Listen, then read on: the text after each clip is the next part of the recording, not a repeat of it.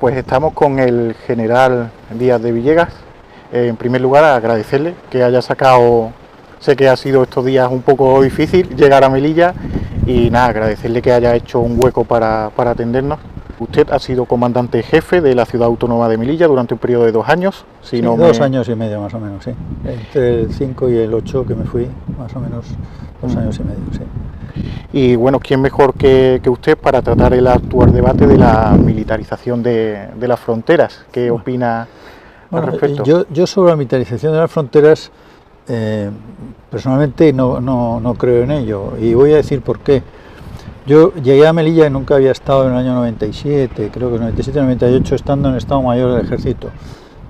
Había una valla que no es la que hay ahora, ni muchísimo menos, para nada.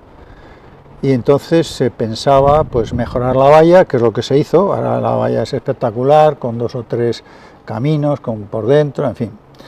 Y los obstáculos en el ejército los obstáculos tienen que estar activados. O sea, un obstáculo que no está activado, pues no sirve. Entonces el obstáculo requiere que haya gente ahí, obviamente, para atenderlo. Pero sobre todo en España lo que hace falta es voluntad. O sea, nosotros creo que tenemos unas fuerzas y cuerpos de seguridad del Estado magníficos, que son pues cerca de 130-140.000 hombres. Le corresponde al gobierno mover el banquillo, decir dónde tienen que estar, dónde no tienen que estar, y por otra parte analizar qué es lo que está fallando, si es la legislación, que no es suficiente, si serían los jueces en su caso, que creo que tampoco, y si los medios que tienen son los adecuados, o los medios que les dejan emplear son los adecuados. Porque para eso están las fuerzas de cuerpo de seguridad del Estado. O sea, los ejércitos, la militarización, pues están para lo que está más allá, al otro lado de la colina, decía Ali del Har, que hay que saber lo que hay al otro lado, pues hay que estar para eso. O sea, que yo realmente creo que hay que emplear los medios más adecuados, y los medios más adecuados para este tipo de cosas son la Guardia Civil y la Policía Nacional, sin lugar a dudas, porque ellos son los que, como digo, pueden tener unos medios que pueden ser gases, pueden ser pelotas, y claro, tienen que tener. Por otra parte, tiene que haber una legislación que permita devolver a la gente. Puede haber también, ahora que se ha hablado mucho de que hay 1.000 euros como el salario mínimo, pero resulta que hay gente que viene y cobra más que eso, simplemente por saltar. Claro, eso es una atracción impresionante, ¿no? O sea que hay que hacer una reflexión general. O sea, la militarización es la última ratio regis, ¿no? O sea, lo último que habría que hacer cuando se hubiera desbordado, pero no es la función ni la misión, ni debe de ser. O sea, yo creo que hay medios suficientes en policía y demás, y en Guardia Civil, pero hay que dejarles emplearse a fondo. No puede ser que entre la gente y que los agreda impunemente y que a alguno le puede costar la vida. O sea, que eso es una auténtica barbaridad. O sea, yo no me lo explico, vamos. O sea, que luego a ese que es un delincuente se le premie encima con un dinero y una cosa, pues claro, ¿qué queremos? Vendrán más. Luego hay otras funciones, que es ir a donde está el problema. Si realmente de dónde son, pues hay unos consulados en los cuales se puede ofrecer pues X, las que España se pueda permitir, porque España tampoco es un país de los más ricos del mundo. O sea, hemos ido perdiendo capacidad adquisitiva desde el 78, que éramos el 6º, 7º país, al puesto que estamos ahora. Por lo tanto, como digo, yo creo que la militarización, en principio, no. La militarización está para otra cosa. Los militares, la guarnición está para lo que está, que es para que no haya un vacío, porque los vacíos son atractivos, malamente atractivos. A raíz de lo que ocurrió en Ceuta, vivimos un mediado de años, sobre todo a partir de mediados de años, en Melilla, donde los asaltos fronterizos eran constantes. Claro. Y hemos hablado con ciudadanos de Melilla y nos dicen que no ha ocurrido solo durante mediados, sino que siempre ha estado ahí, ¿no? Este tipo de episodios. Bueno, yo el tiempo que yo estuve no había tanta gente. O sea, yo creo que se ha permitido una época que hubo aquí ya hace bastantes años, antes de que yo estuviera aquí destinado como comandante general, que era creo que un comisario que se llamaba Céspedes, creo que fue subdelegado del gobierno, o delegado del gobierno, mejor dicho, delegado del gobierno aquí en Melilla, y hubo se permitió una entrada bastante masiva de gente de allí, que se han creado y han formado, pues eso, más, han desequilibrado de alguna manera ese equilibrio que había entre locales y europeos, ¿no? O sea, españoles todos, pero entonces se han incorporado. Y luego ha habido a veces, pero esto es cada vez más, y cada vez más, y cada vez más, ¿no? Claro, es un efecto llamada el que hay estupendo, o sea, que la gente viene, sabe que encima le van a dar. Se detuvo en una de las células del Estado Islámico, se detuvo a una persona, a un terrorista, creo que fue en Bilbao, y estaba cobrando en 2.000 y pico, 3.000 euros, todo de subvenciones. Estamos locos. No podemos decir ahora, no, porque el ejército, ¿qué va a hacer? O sea, el ejército está para lo que está y tiene el armamento y la preparación para lo que está. Otra cosa es que cuando vas a una misión internacional, el ejército en un momento determinado puede intervenir, está en otro país, etcétera, ¿no? Pero la parte interior de España y las fronteras es así.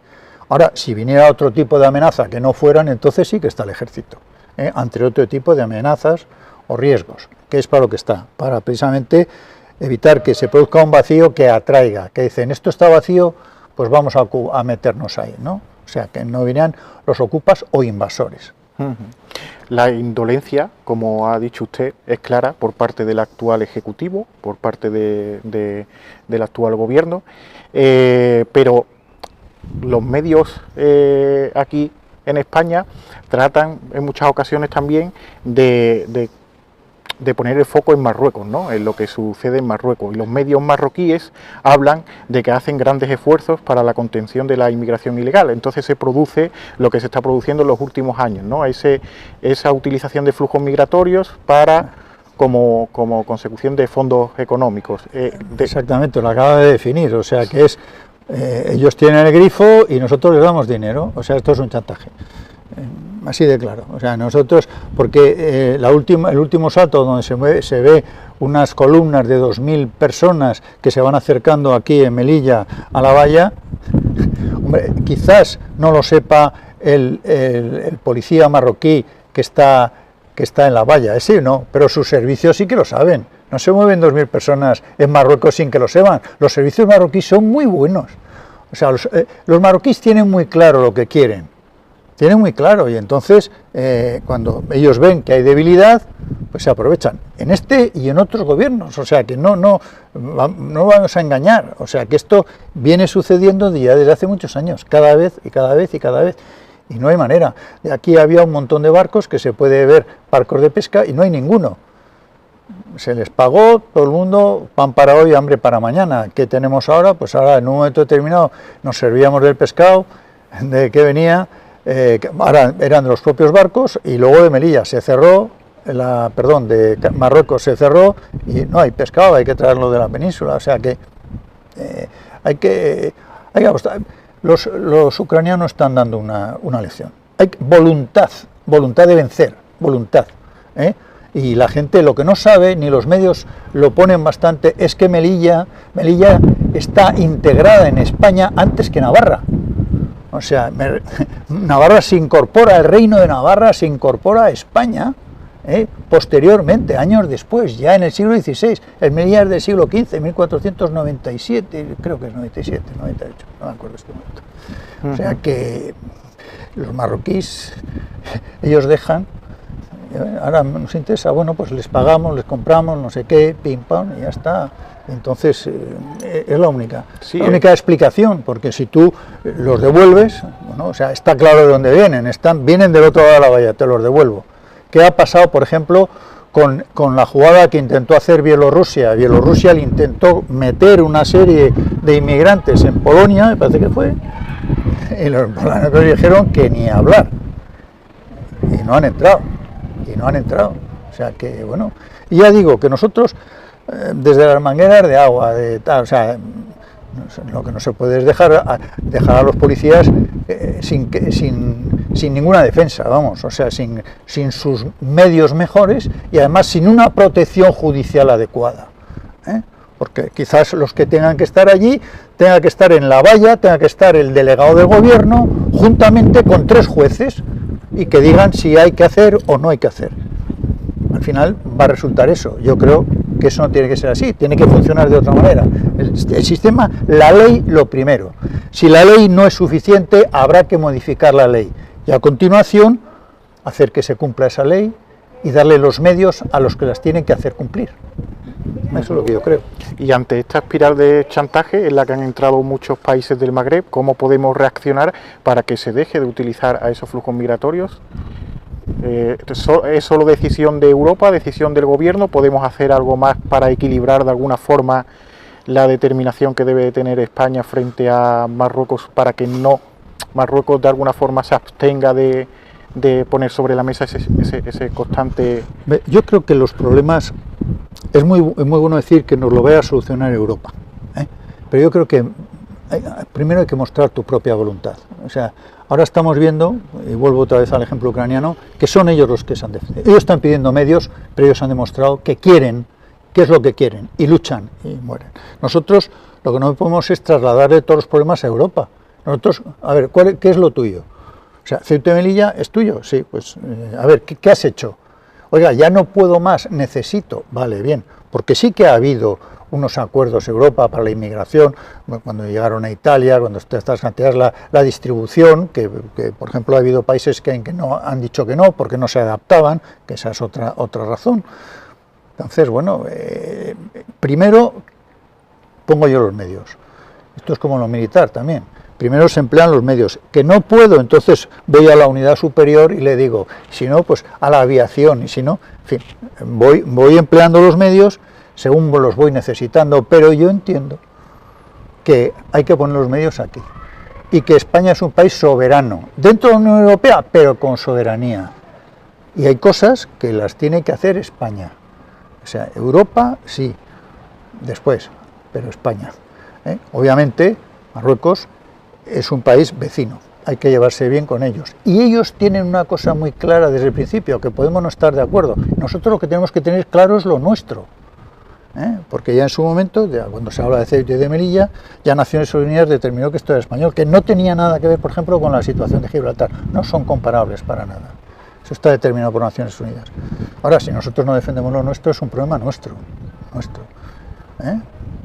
Y sobre el debate Ceuta-Melilla, OTAN, porque se hizo una propuesta política que fue rechazada. Claro, es que en su momento, cuando entramos, primero se dijo que no, de entrada no, y luego era que sí, porque la negociación se había hecho con un gobierno, y luego triunfó el Partido Socialista, y entonces se dieron cuenta de que sí que había, y entonces que sí, entonces entraron de puntillas, ¿no? Como con complejos y tal, que es lo que suele ocurrir.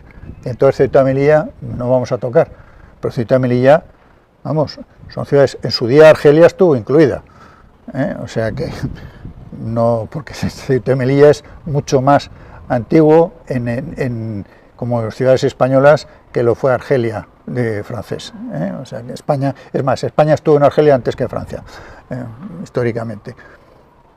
Ya digo que para mí deberían de estar incluidas en la OTAN, para mí debían estar, o sea, ahora es parte no compartida, o sea, es una defensa no compartida, es de los riesgos que hay, ante un riesgo aquí, es España. Por eso España debe prestar una especial atención, entiendo yo. Sí, que se olvida ese escenario nacional, claro. Cuando nos referimos a Ceuta y Melilla. Sí. Y luego son dos realidades muy diferentes, O sea que, vamos a ver, esto está muchísimo más lejos de la península que está Ceuta. El terreno aquí es diferente. Estamos mucho más cerca de Argelia.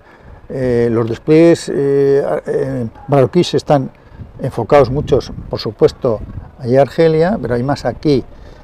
Allí los alcances de las armas y demás en el estrecho pueden llegar de un lado a otro. O sea, quiero decir que son dos cosas completamente diferentes. Aquí hay que llegar en barco, hay que llegar en avión cuando se puede, etcétera. O sea, esto está mucho más alejado, más llano, peor. Pues nada, pues le agradezco mucho, general, que le reitero el agradecimiento. Muchas gracias. Espero que sirva para algo, que es para lo que estamos, para servir. Aunque estoy retirado ya, pero bueno, si sirve para algo. Sí, seguro que sí, que nos abre un poco la visión a todos. Muy bien. Muchas gracias. De nada.